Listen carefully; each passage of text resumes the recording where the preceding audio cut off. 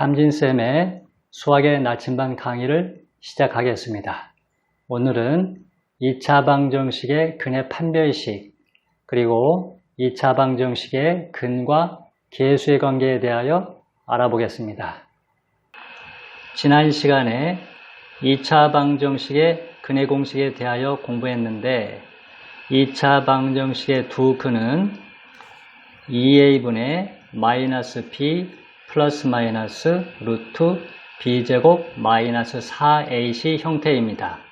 자, 분자를 쪼개 보겠습니다. 그러면 마이너스 2a분의 b 플러스 마이너스 2a분의 루트 b제곱 마이너스 4ac입니다. 자, 그러면 앞부분과 뒷부분이 플러스로 연결된 것을 알파라고 하고 마이너스로 연결된 것을 베타라고 하겠습니다.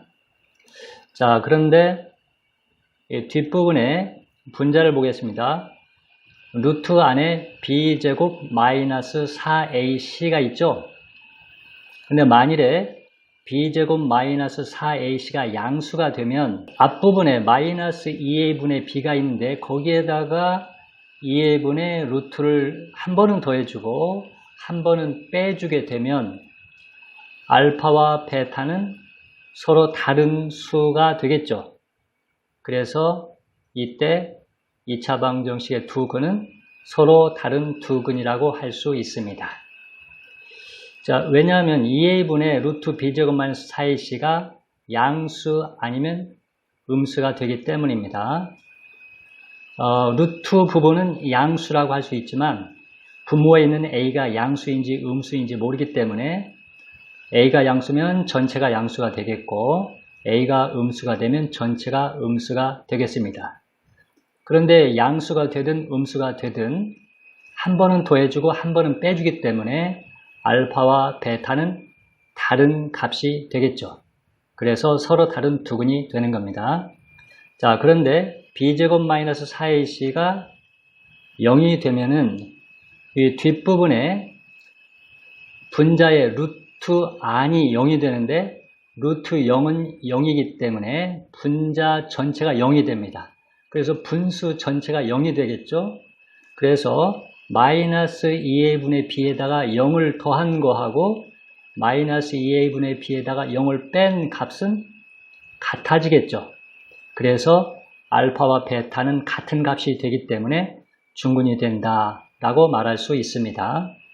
그런데 b제곱 마이너스 4ac가 음수가 된다면 이 루트 안의 값이 음수가 되면 그런 숫자는 존재하지 않죠.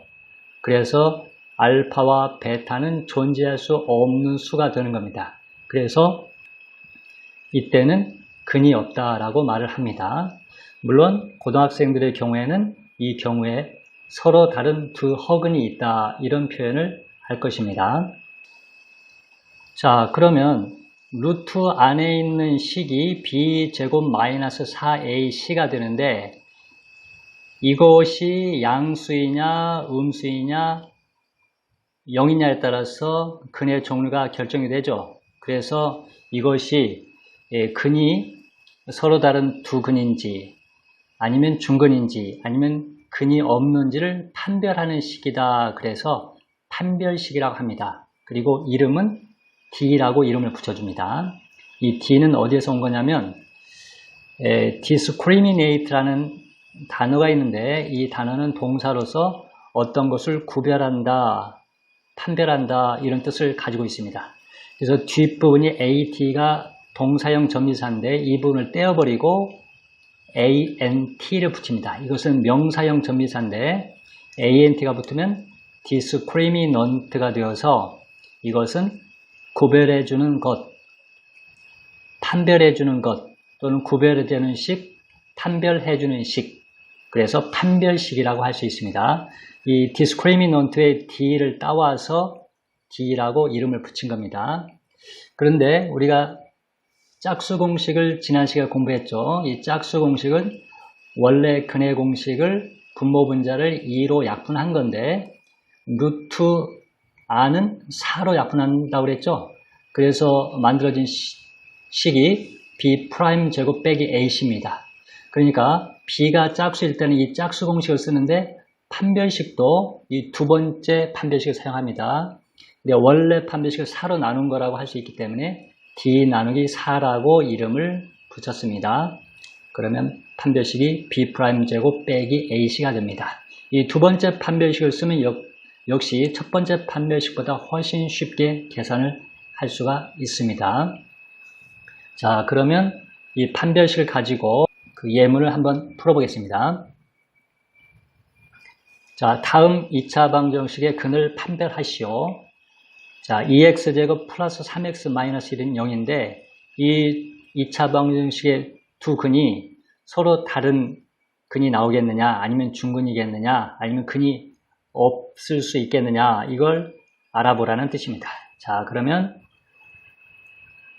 판별식을 한번 써보겠습니다. D는 B제곱 마이너스 4AC라고 그랬죠. 여기에서 A는 2가 되고 B는 3, C는 마이너스 1입니다. 그래서 B제곱은 3의 제곱이 돼서 9가 되고 마이너스 4AC인데 마이너스 4, A가 2가 되고 C는 마이너스 1이죠. 자, 마이너스와 마이너스 2개 나오니까 이걸 플러스로 고치면 9 더하기 8이기 때문에 17이 됩니다. 양수죠. 그러면 이 방정식 두 근은 서로 다른 두 근이다. 이렇게 말을 할 수 있다. 자, 두 번째 문제입니다. x제곱 마이너스 6x 플러스 10은 0이다. 자, 여기에서 b가 마이너스 6이죠. 그럼 마이너스 6은 짝수라고 할 수 있습니다. 자, 그런데 마이너스 6이 어떻게 짝수가 되는지 이해가 안 되는 학생이 있을지 모르겠습니다. 중학생들은 짝수와 홀수를 자연수 범위 안에서만 구해야 됩니다. 그런데 고등학교에 가면은 음의 정수도 짝수와 홀수로 나눌 수 있습니다. 그래서 마이너스 6은 짝수라고 말할 수 있습니다. 자, 그러면 이 두 번째 판별식 써야 되는데 식을 써보면 B'제곱 빼기 AC가 되죠. B가 마이너스 6이니까 B'은 마이너스 3이라고 할 수 있습니다. 그럼 B'을 제곱하면 9가 되고 빼기 AC죠. 빼기 A는 1이고 C는 10이 됩니다. 그래서 9 빼기 10이니까 마이너스 1이고 음수이죠. 그러면 이 방정식의 두 근은 없다. 이렇게 말할 수 있습니다.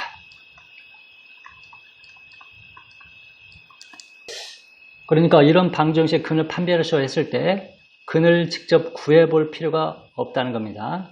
자, 그런데 전 시간에 선생님이 판별식보다 더 빨리 근이 있는지 없는지 알아보는 방법이 있다고 그랬죠. 자, 이 문제처럼 개수가 간단할 때는 쉽게 알아낼 수 있습니다. 자, x제곱 마이너스 6x일 때 상수항에 어떤 수가 와야 완전 제곱식이 되죠? 플러스 9가 오면 되는 거죠? 근데 9보다도 더 큰 수 10이 왔을 때는 해가 없다, 근이 없다 이렇게 말할 수 있습니다. 만일에 9보다 작은 수가 오면은 서로 다른 두 근이라고 말할 수 있습니다. 이렇게 개수가 간단할 때는 판별식보다 더 빨리 근을 판별할 수가 있습니다. 이것이 잘 이해 안 되는 학생은 선생님이 지난 강의를 한번 들어보시면 되겠고 수학의 나침반을 찾아봐도 설명이 나와 있습니다. 자, 그 다음에 오늘의 강의 두 번째 주제로서 2차 방정식의 근과 개수의 관계인데 2차 방정식의 근하고 2차 방정식의 개수의 관계를 말하는 겁니다. 자, 알파와 베타가 이렇게 주어졌습니다. 근데 이 알파와 베타를 자세히 관찰해 보면 앞부분의 분수가 똑같고 뒷부분의 분수는 연결 부호만 다르다는 것을 관찰할 수가 있습니다. 자, 이와 똑같은 형태로 3 플러스 루트 5, 3 마이너스 루트 5라는 수가 있는데 이와 같이 앞부분에 즉 유리수 부분은 완전히 똑같고 뒷부분 무리수의 부분은 연결 부호만 다른 이것을 켤레 무리수라고 이름을 지어 보겠습니다. 물론 켤레 무리수라는 용어는 없습니다. 그런데 고등학교에 켤레 복소수라는 용어가 있습니다.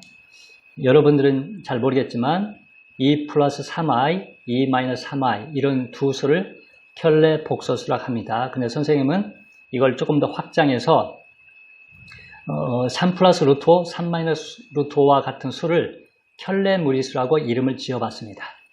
여기서 켤레라는 것은 어떤 걸 의미하냐면 이건 순 한글로서 신발 한 켤레, 두 켤레 할 때 쓰는 말입니다. 그러니까 켤레는 한 쌍이다 이런 뜻을 가지고 있습니다. 그래서 이 두 수는 무리수인데 서로 한 쌍을 이루는 무리수다 이런 뜻으로 켤레 무리수라고 할 수 있겠습니다. 자, 이 알파와 베타는 이 켤레 무리수 형태라는 것을 알 수가 있죠. 앞부분에는 유리수 형태인데 그 부분은 똑같고 뒷부분에는 루트가 있어서 무리수와 같은 모양인데 한 번은 더하기, 한 번은 빼기이기 때문에 알파와 베타는 켤레 무리수 형태다 이렇게 우리가 말할 수 있습니다. 그래서 선생님이 이렇게 정리했습니다. 2차 방정식의 두근은 항상 켤레 무리수 형태이다 이렇게 말할 수 있습니다. 그런데 선생님이 이렇게 말할 때 좀 이상하다고 생각하는 학생도 있을지 모르겠습니다. 2차 방정식의 두근이 항상 무리수가 되는 건 아닌데 왜 켤레 무리수라고 하나 그렇게 말하는 학생도 있을 텐데 물론 b제곱 마이너스 4ac가 어떤 수의 제곱수일 때는 루트 바깥으로 나오겠죠. 그래서 앞부분과 계산하다 보면 결국 이 켤레 무리수와 똑같은 형태가 아니고 형태가 무너지는 수도 있습니다. 그렇지만 아직 루트 바깥으로 나오기 전에 그대로 계산 안 한 상태로 그냥 두고서 바라보면 알파와 베타는 항상 켤레 무리수와 같이 보일 것입니다. 그런 의미로 항상 켤레 무리수 형태를 띈다 이렇게 말하는 것입니다. 켤레 무리수의 특징은 합과 곱의 결과가 간단하다는 특징이 있습니다. 이 차도 간단하다고 말할 수 있습니다. 2차 방정식을 풀다 보면 자꾸 두근의 합을 구하시오, 곱을 구하시오, 차를 구하시오 이런 문제들이 나오는데 그 이유는 앞에서 말한 바와 같이 계산 결과가 아주 간단한 모양을 갖기 때문입니다. 자, 그러면 2차 방정식의 두근 알파와 베타의 합을 먼저 구해 보겠습니다. 자, 두 값을 더해주면 이 뒤에 있는 그 분수가 부호가 다르기 때문에 이 부분이 없어지겠죠. 그리고 앞부분은 똑같은 것이 두 개가 나오기 때문에 더한 결과는 마이너스 2a분의 2b가 됩니다. 자, 분모 분자를 2로 약분하면 마이너스 a분의 b라는 계산 결과를 얻을 수 있습니다. 자, 보는 바와 같이 알파와 베타는 상당히 복잡한 식을 가지고 있는데 그 두 수를 더했더니 아주 간단한 결과가 나온다는 것을 알 수가 있습니다. 물론 여기서 a와 b는 2차 방정식, 자, ax제곱 플러스 bx 플러스 c는 여기라 하는 2차 방정식의 개수들입니다. 자, 그 다음에는 2차 방정식의 두 근의 곱을 한번 구해 보겠습니다. 자, 두 개를 곱했는데 이 합차 공식에 의해서 이걸 쉽게 계산이 되죠.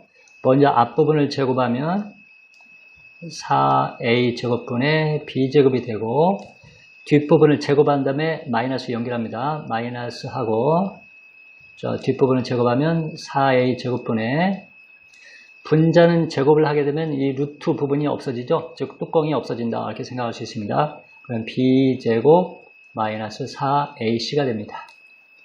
자, 그러면 자, b제곱 빼기 b제곱이니까 b제곱은 사라집니다.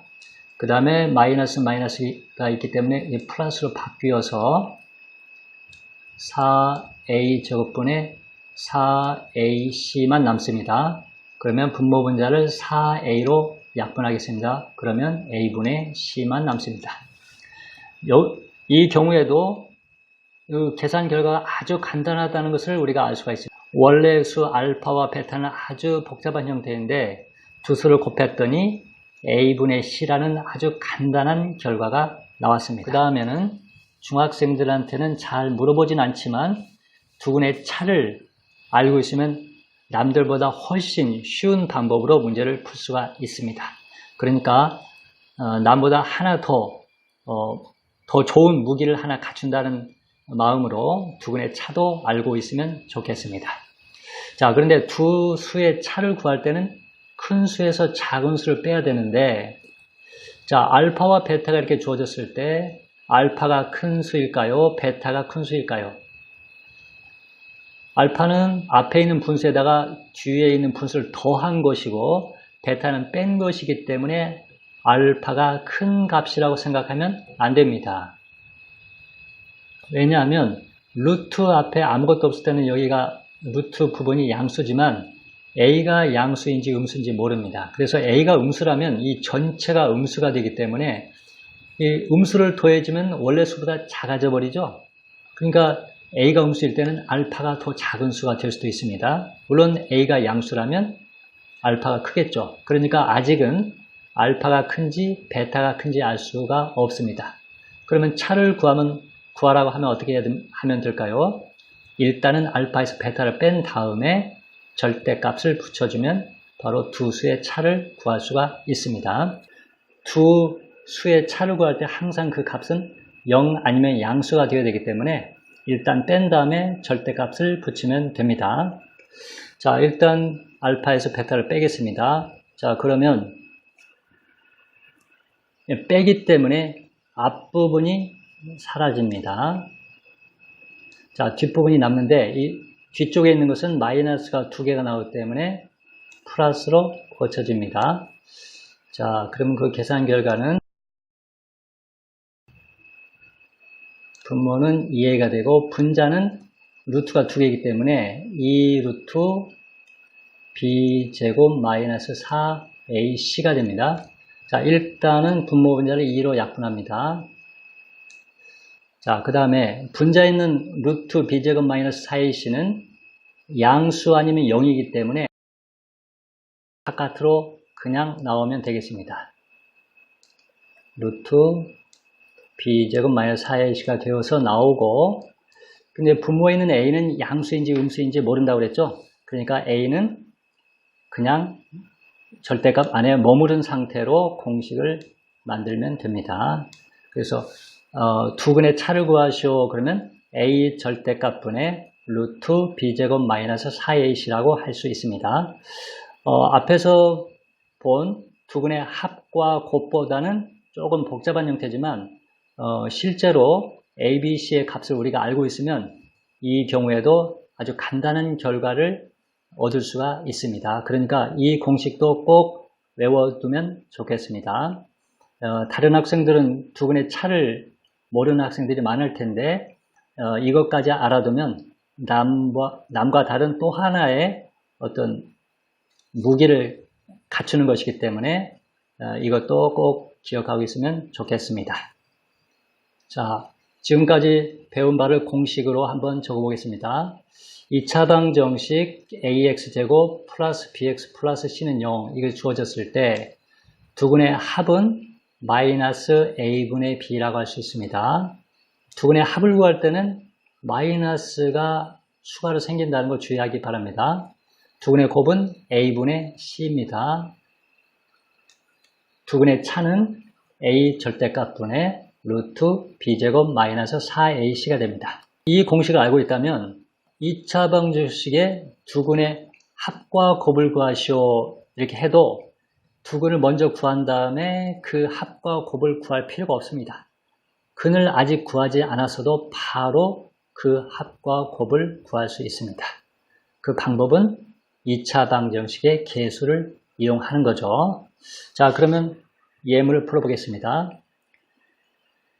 2차 방정식 x제곱 마이너스 4x 마이너스 1은 0 이거의 두근의 합과 곱 차를 구하시오 그랬습니다. 자, 그러면 두근의 합은 알파 플러스 베타죠. 공식을 먼저 써보면 알파 플러스 베타는 마이너스 a분의 b입니다. 마이너스 써주고 a가 1이죠. b는 마이너스 4죠. 그러니까 값은 4가 되겠습니다. 자, 두근의 곱은 알파, 베타는 A분의 C죠. A는 1입니다. C는 마이너스 1입니다. 그러니까 계산 결과는 마이너스 1이 되겠습니다. 그 다음에 차를 구하시오. 그러면 알파 빼기 베타의 절대값을 구하면 되는데 공식을 먼저 적어보겠습니다. A 절대값분의 루트 B제곱 마이너스 4AC입니다. A가 1이기 때문에 분모가 없어지죠. 자, 루트 B가 마이너스 4니까 B제곱은 16. 마이너스 4AC는 마이너스 4에다가 A는 1이고 C는 마이너스 1입니다. 마이너스 2번 나오니까 플러스로 고쳐지죠. 그래서 16 더하기 4니까 루트 20이 됩니다. 20은 4 곱하기 5니까 2 루트 5로 바꿀 수가 있습니다. 이 두근의 차를 구하는 공식이 조금 암기가 어려울 수 있는데 이 두근의 차를 구하는 유도하는 그 식을 몇 번만 써보면 두근의 차를 구하는 공식도 어렵지 않게 기억할 수 있을 것입니다. 그리고 고등학교 가면은 바로 공부를 해야 되는 내용이기 때문에 미리 공부해 주면 좋겠습니다. 자, 그러면 곱셈 공식의 변형이 갑자기 나왔는데 우리가 인수분해 배우기 전에 곱셈 공식을 배웠고 그 마지막에서 곱셈 공식의 변형에 대해서도 공부했습니다. 그러면 x제곱 더하기 y제곱은 x 더하기 y의 전체 제곱에서 2xy를 뺀 거다. 또는 x 빼기 y 전체 제곱에다가 2xy를 더해주면 된다. 이게 바로 곱셈 공식의 변형입니다. 그런데 이 공식을 배울 때 뭐하러 자꾸 이런 걸 기억하라고 하지? 이런 학생이 있었을지 모르겠습니다. 귀찮게 이렇게 하면 뭐가 좋은 일이 있다고 해서 자꾸 이런 걸 바꾸라고 할까 그런 생각 할 수도 있는데 자, 자세히 관찰해 보면 이 부분은 두수의 합이죠. 여기는 두수의 곱이죠. 여기는 두수의 빼기니까 차라고 할 수 있겠죠. 여기는 두수의 곱입니다. 근데 우리가 방금 공부했듯이 2차 방정식 두근의 합과 곱과 차는 아주 간단한 결과가 나오죠. 그러니까 우리가 어떤 x제곱 더하기 y제곱을 계산을 해야 되는데 x제곱과 y제곱을 직접 구하기가 어렵습니다. 그러면 일단 우변처럼 바꿔놓으면 합과 곱을 이용할 수가 있죠. 근데 합과 곱은 근과 계수의 관계에 의해서 쉽게 그 결과를 알 수 있기 때문에 우변처럼 변형시킨 다음에 계산을 하면 아주 쉽게 계산이 됩니다. 그래서 곱셈 공식의 변형을 이 근과 계수의 관계를 배우기 전에 미리 공부하고 있었던 겁니다. 그러니까 앞으로 이 근과 계수의 관계를 쓸 일이 있을 텐데 그 때를 대비해서 미리 준비를 하고 있었던 것입니다. 자, 이제는 2차 방정식이 주어지고 나서 두근의 합과 곱을 구하는 것이 아니라 근이 주어졌을 때 거꾸로 2차 방정식을 찾아내는 방법입니다. 자, 2차 방정식 두근이 알파 베타일 때 2차 방정식 이렇게 쓸 수 있겠죠. x 빼기 알파 곱하기 x 빼기 베타는 0. 자, 앞부분에서는 알파라는 근이 나오고 뒷부분에서는 베타라는 근이 나오겠죠. 자, 이걸 전개해주면 2차 항은 x제곱이고 1차 항은 이렇게 하면 마이너스 알파 x 이렇게 하면 마이너스 베타 x니까 마이너스 알파 플러스 베타 x 이렇게 쓸 수 있습니다. 마이너스를 분배 법칙에 의해서 빼냈습니다. 그 상수항은 마이너스 알파와 마이너스 베타를 곱하니까 플러스 알파 베타가 됩니다. 자, 그래서 2차 방정식 두근이 알파 베타일 때 방정식을 구하시오. 그러면 이렇게 쓸 수가 있습니다. 이걸 좀 더 알기 쉽게 알파 플러스 베타를 한글로 두근의 합이라고 바꿨습니다. 알파 베타는 두근의 곱이라고 바꿨습니다. 그러면 이렇게 빨간색도 하나의 공식이 될 수 있습니다. 이 형태도 잘 눈여겨 봐주시기 바랍니다. 자, 그러면 예문을 풀어보겠습니다. 2차 방정식 두근이 하나는 2 플러스 루트 5, 하나는 2 마이너스 루트 5일 때 2차 방정식을 구하시오. 그러면 여기에다가 넣을 것이 아니라 일단 두근이 나오면 항상 합이 뭘까, 곱이 뭘까를 생각해야 됩니다. 합은 어떻게 될까요? 두 근의 합은 4가 된다는 걸 알 수가 있죠. 곱은 어떻게 될까요? 2 플러스 루트 5와 2 마이너스 루트 5를 곱하면 합차 공식에 의해서 4 빼기 5니까 마이너스 1이라는 걸 알 수가 있죠. 자, 두 근의 합과 곱을 구했습니다. 자, 그럼 2차 방정식을 만들어 보겠습니다. 자, 이 빨간색 공식에 의해서 x제곱 한 다음에 두 근의 합에다가 부호를 바꿉니다. 그러니까 마이너스 4x가 되고 두 근의 곱은 그냥 들어갑니다. 그래서 마이너스 1이 그냥 들어가면 됩니다. 는 0. 이렇게 해서 두 근이 주어졌을 때 2차 방정식을 한 번에 구할 수 있었습니다. 이상으로 오늘 강의를 마치겠습니다. 여러분들의 많은 응원에 감사드립니다. 그리고 지금까지 본 학생들은 댓글도 남겨주시고 좋아요, 구독, 알림 설정도 부탁드리겠습니다.